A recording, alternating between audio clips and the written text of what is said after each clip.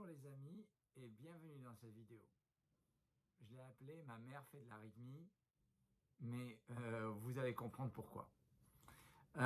Premièrement, avant d'aller plus loin, merci de vous abonner à cette page. Merci de mettre un petit pouce bleu qui va nous encourager à poursuivre l'investissement et à vous mettre du contenu de qualité. Alors, ma mère fait de l'arythmie, heureusement, enfin j'espère que ma mère ne fait pas d'arythmie, mais pour le moment pas encore.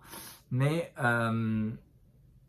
je vais répondre aujourd'hui à la question d'un médecin interniste qui m'a contacté hier et par plein de messages en me disant, ce médecin interniste me dit, ma mère a 69 ans, elle a une hypertension artérielle bien équilibrée, elle a fait de l'arythmie pendant quelques heures il y a 3 ans, elle a été mise sous anticoagulant, elle a été mise sous antivitamine K il y a 3 ans, et elle a également un traitement anti-arythmique, elle a la flécainide, et elle a un bêta-bloquant. Alors je suppose que c'est en partie pour l'hypertension, mais peut-être également pour la FA.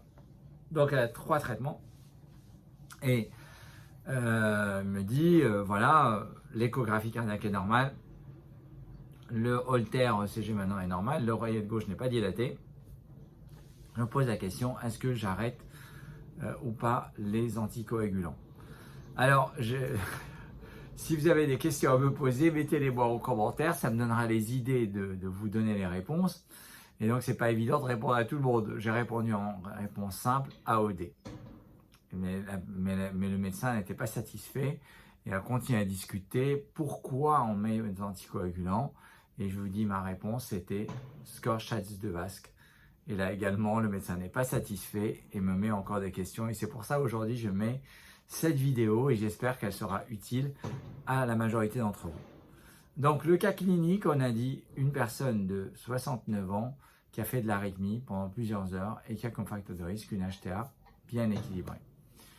Alors, est-ce qu'on doit, la personne a été mise sous anticoagulant, est-ce qu'on doit maintenir ou pas ce traitement anticoagulant? Concernant le maintien du traitement anticoagulant, on se base dans les recommandations de la Société européenne de cardiologie sur le score Schatz-Devask.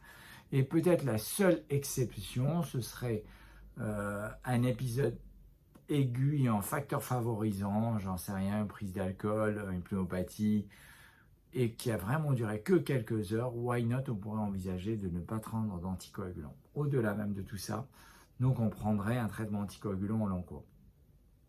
Est-ce que tous les facteurs... Alors, pour déterminer un traitement anticoagulant, bien sûr, sous réserve qu'il y a un facteur de risque thromboembolique, c'est-à-dire qu'on va calculer ce score Schatz-Devask et dans lequel tous les facteurs n'ont pas le même nombre de points. Seule exception, si c'est une FA qu'on appelait avant valvulaire, mais en fait c'est la FA qui a sur un rétrécissement mitral modéré et sévère ou sur une valve mécanique, de toute manière on anticoagule par un AVK. Si ce n'est pas un rétrécissement mitral modéré et sévère, si ce n'est pas une valve mécanique, on doit calculer ce score. Si le score est supérieur ou égal à 2, c'est une indication de classe 1 aux anticoagulants. Si le score est égal à 1, c'est une indication de classe 2A aux anticoagulants. La seule exception, c'est le sexe féminin. Donc la question du docteur G, c'est oui, mais ma mère, elle est finalement anticoagulée juste parce que c'est une femme, et est-ce qu'il faut l'anticoaguler juste parce que c'est une femme? La réponse, c'est non, c'est-à-dire que si vous avez un score égal à 1 juste à cause de votre sexe féminin, vous ne serez pas anticoagulé. Alors pourquoi il rentre dans le score? Parce que statistiquement, dans l'étude de Gregory Lip, c'était significatif, et donc effectivement, le risque ratio, il était à 1,02. Et l'intervalle de confiance est 1,01, 1,03. Vous voyez, cliniquement, ça n'a pas de signification clinique parce que c'est un risque absolu très faible, mais statistiquement, c'était significatif. Donc, c'est pour ça que le sexe féminin vaut un point, mais ce point ne vaut pas pareil que les autres. Est-ce que tous les autres facteurs de risque se valent? Non, bien sûr, un antécédent d'AVC ou d'embolie systémique ou d'AIT, ça vaut très lourd et c'est pour ça qu'il vaut 2 points. Le deuxième élément très important qui vaut cher, c'est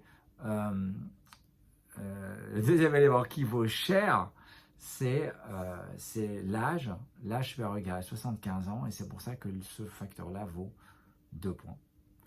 Quel est l'autre élément qui vaut assez cher, mais qui ne vaut pas 2 points? C'est l'âge entre 65 et 74 ans. Et c'est le cas de la maman du docteur G. La maman du docteur G a 69 ans, et donc elle a un point lié à son âge.